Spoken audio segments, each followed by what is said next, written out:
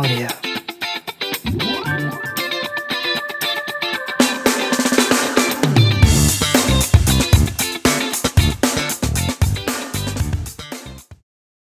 Hey guys, so today we're going to do this 6-inch step down.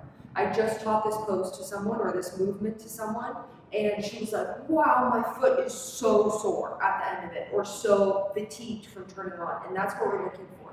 We're looking to clean up the biomechanics of our squat via doing it on one leg with a lot of clarity of exactly what is happening on that one leg. It's really easy to let the weight shift around on the foot, which really means that there's little rotations or shifts that are happening upstream in our hips or other body parts that are allowing us to almost move around the parts of us that are uncomfortable or not moving well. And so this is where we really get to clean that up. The way we do that is by keeping our mind's awareness completely focused on keeping the weight centered right in the center of the foot. So you can think about this from the perspective of the tripod foot or the quad pod foot, or just having the weight 1 inch in front of the ankle. I think the quad foot is important to think about because you know that it's evenly spread, but it's a little too much to think about it when you're really doing the exercise right in the moment. So I prefer to just think about the weight 1 inch in front of the ankle, and I'm fighting to keep that as centered as I possibly can the entire time. So I'm going to show you what this looks like. I like to use 2 yoga blocks so that my foot can be fully supported, my toes aren't hanging off. If you only have one, that's okay.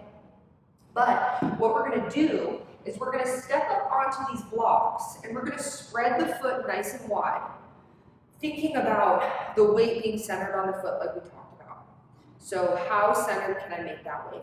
And then just like all of the other movements that we do here at Swell, we're going to use the same foundational principles where the diaphragm and the pelvis are in parallel planes to each other. We're going to use the breath to expand the belly and the back and the sides to create a gentle brace so that there's no movement happening from the spine. It's all happening right from the hip. Now, with all of that in place, you're going to fight for the center of the foot. So what this looks like, I'll show you.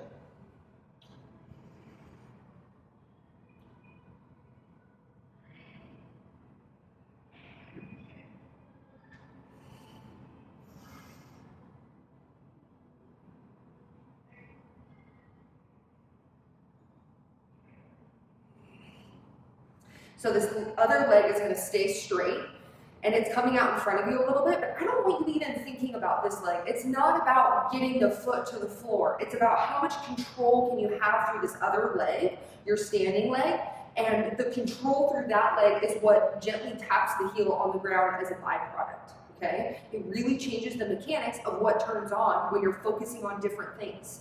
So here, really using the weight on the foot is your key movement indicator if you're going straight up and straight down, or you're avoiding end areas, okay? So when you go to do it on the other side, all the exact same things apply, finding that good brace, finding the neutral in your body, which means your head is back over your shoulders. And then it's just like a squat, which means my hip is going to go back and my knee is going to bend in whatever way I need to keep the weight right over the foot. You'll notice for me, I bend forward a little bit more. That's because of the orientation of my hips and how long my torso is. And at Swell, we'll work with you to make sure that you find the perfect way to be able to move your upper body, or in a future video. So over here on this side, again, because I know visuals are so important, we get the belly and the breath. We're hinging right from the hip, keeping the weight centered over the foot, coming down just so that that heel barely taps the ground, and then we're coming back up with strength. I'll show you one from the side, maybe 2, because you know how I am. Let's do it this way. Pelvis and diaphragm are parallel to each other. Get a breath. And then move right from the hip so that we get that butt to turn on, and I'm fighting for the weight to be right over the foot. A really helpful thing to do here is at the bottom, ask yourself, where is the weight on my foot? And a lot of times that'll tell you that you kind of slid forward or slid back as you went down, avoiding and rotating out of the position. So at the bottom, where is the weight on my foot? Make sure it's in the center, 1 inch in front of that ankle before we push down to come back up. Okay? Have fun, you guys.